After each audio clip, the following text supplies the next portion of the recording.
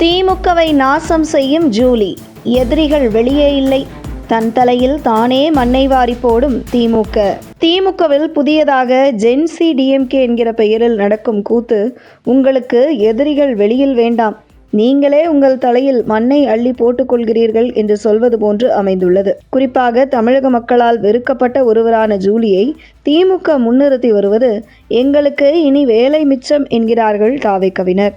திமுக கவுன்சிலர்கள், திமுக சட்டமன்ற வேட்பாளர்களாக போட்டியிட்ட பலரும் சமூக வலைதளத்தில் பிரபலமாக தமிழகம் முழுவதும் உள்ளனர். அவர்களை தேர்வு செய்து இளம் தலைமுறைகளை திமுக உள்ளே கொண்டு வருவதை விட்டுவிட்டு ஜூலி போன்ற நபர்களை திமுக போராட்ட களத்தில் முன்னிறுத்துவதை தமிழக மக்கள் மட்டுமில்லை, திமுகவினரே பலரும் ஆதரிக்கவில்லை.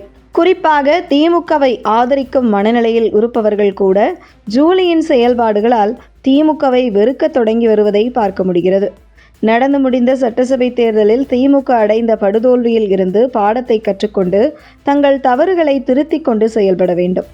ஆனால் திமுக தோல்விக்கு காரணம் இன்ஸ்டாகிராம் தான் என்கிற பழியை தூக்கி போட்டு தாவேக்க இன்ஸ்டாகிராம் மூலமாகத்தான் வெற்றி பெற்றார்கள், அதனால் இன்ஸ்டாவில் ஃபாலோயர்ஸ் அதிகமுள்ள நபர்களை தேர்வு செய்து தாவேக்க அரசுக்கு எதிராக பேசாவிட்டால் திமுகவுக்கு சாதகமான சூழல் உருவாகும் என திமுக பிக்பாஸ் ஜூலி போன்றவர்களை முன்னிருந்து செய்யும் அரசியல் மேலும் திமுகவுக்கு சரிவைதான் ஏற்படுத்தி வருகிறது. திமுகவில் ஆக்கப்பூர்வமாக செயல்படக்கூடிய, மக்களை ஈர்க்கும் வகையில் பேசக்கூடிய, களத்தில் வேலை செய்யக்கூடிய பலரும் உள்ளனர்.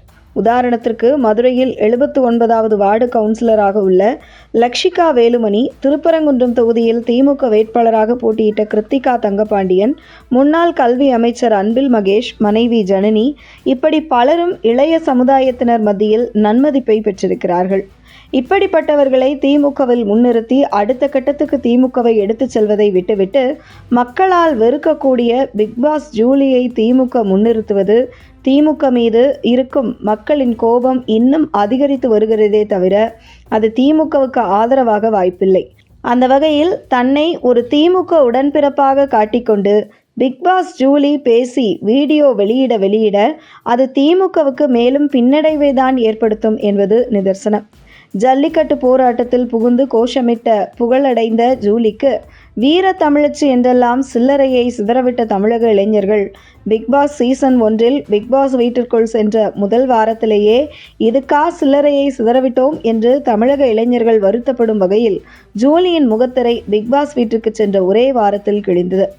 பிக்பாஸ் மூலம் ஜூலி பிரபலமாக அறியப்பட்டாலும் கூட அவரால் சின்னத்திரை வெள்ளித்திரை என எதிலும் ஜொலிக்க முடியவில்லை.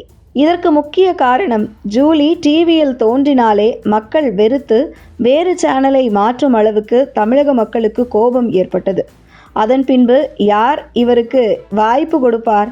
இப்படியான சூழலில் தற்பொழுது அரசியல் பிரவேசம் எடுத்து தன்னுடைய இருப்பை தக்க வைத்து கொண்டிருக்கிறார் ஜூலி. ஜூலி திமுகவுக்கு ஆதரவாக பேசி தன்னுடைய இருப்பை காட்டிக்கொள்ள அவருக்கு உதவுமே தவிர திமுகவுக்கு துளியளவும் லாபம் இல்லை. அது திமுகவுக்கு பின்னடைவுதான் என்கின்றது அரசியல் வட்டாரங்கள். அந்த ஜூலியின் திமுக ஆதரவு நடவடிக்கை திமுகவை நாசம் செய்து கொண்டிருக்கிறது என்பதை புரிந்து கொள்ளுமா திமுக?